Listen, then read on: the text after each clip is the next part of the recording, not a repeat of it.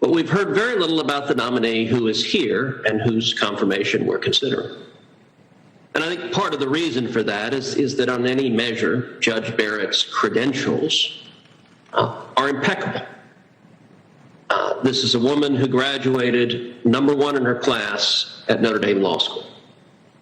I'd venture to say that there is likely not a single member of this committee who graduated #1 in their class in law school. Perhaps my colleague Mike Lee can disagree with that statement, but it is a very impressive accomplishment. Judge Barrett went on to be a clerk to the great Justice Antonin Scalia, one of the greatest justices ever to serve on the Supreme Court. We heard celebration from Senator Leahy about the fact that he was confirmed 98-0.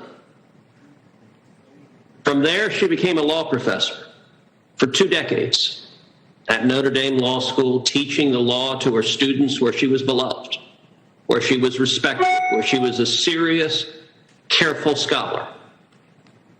And now she is one of the most respected federal court of appeals judges in the country.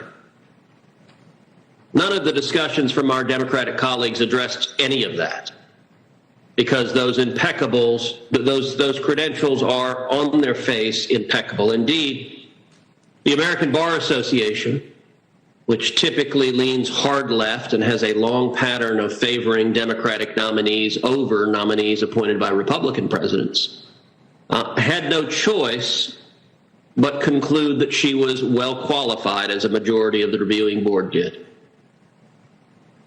Judge Barrett's qualifications are remarkable, and I believe she will serve as an excellent Supreme Court justice.